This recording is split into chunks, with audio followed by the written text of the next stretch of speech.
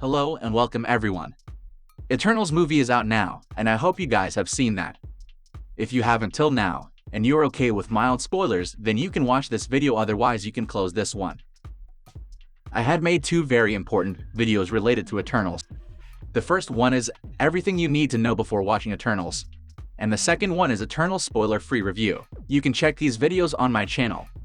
Eternals is the worst rated Marvel movie till now, but that does mean this is the worst Marvel movie. Let's find out. So before we get started, don't forget to subscribe and press the bell icon so that you will never miss an upcoming update. With that out of the way, let's get started with the video. Shang-Chi and the Legend of the Ten Rings has currently grossed over $422 million worldwide.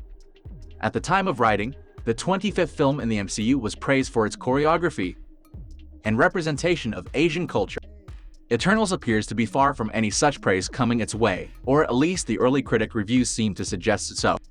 The critic reviews saw Chloe Zhao helm's superhero flick panned for being boring and labeled as an experiment that went horribly wrong.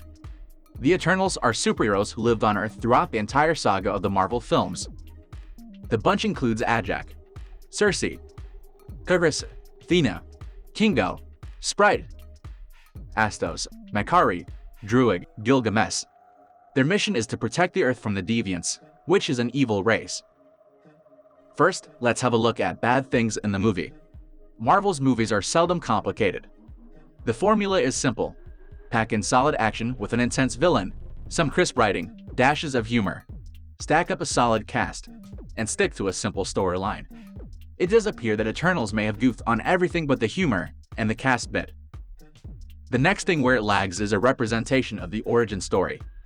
Origin stories come with their fair dose of history. Iron Man and Captain America, the First Avenger, were probably the two best origin stories that Marvel dished out. The backstory was refreshing and informative. One was a genius, playboy, billionaire, and philanthropist who used his brains and tech to become the world's greatest superhero, while the other was an example of what it would be the most righteous heroes ever. Eternals with an ensemble cast leaves room for complete backstories, and even it does delve into detail. What does it intend to say? Now, villains play a very important role in superheroes movie. As powerful villains will be, it will be more fun for fans like us to watch heroes beat them. But talking about Eternals villain, deviants appear to be wolves made out of twigs. I'm very disappointed by the Eternals villain. I hope in the future we will get to see better from these deviants.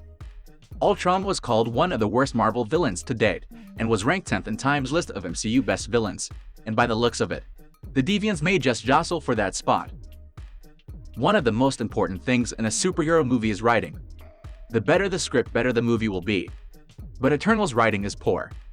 I felt like the writer is trying to establish an emotional relationship between us and the characters, in which it failed.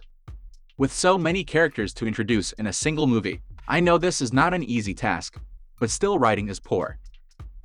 Now let's talk about why I like the movie. Like many Marvel movies, Eternals goes heavy on impersonal special effects and cringingly cute comedy. Yet a mess, Zhao pushes in freaky and beautiful directions, straining so mightily against the constraints of the superhero genre that the sheer force of her efforts nearly shatters the film. Talking about acting, the actors have done acting as they were expected. Nothing went wrong in that. The special effects in the movie are awesome. The way Kingo charged his hands to shoot cosmic blasts, I love that. I love how Makari running is presented in the movie, and I think other movies should adapt this way to show speedsters. Working with cinematographer Ben Davis, who is a veteran of 4 Marvel films, including Captain Marvel, Zhao bleaches the action scenes with the grotesquely bright lighting. The fighting lacks the savage grace of the early X-Men films, which set the standard for superhero slugfests with Hugh Jackman's shadowy brawls. Zhao again impressed me with her direction. Above all, Eternals is a love story about two people whose romance is as scorching as their rivalry. In that sense, it's not so different from Zhao's previous films, The Rider and Nomadland, both of which were also about lonely characters seeking solace with each other as their world crumbled around them. And I think we shouldn't call this movie the worst Marvel movie. It is a good one, and I think you should watch this too. With that, we will bring this video to an end. Let me know your thoughts in the comments. Thanks for watching.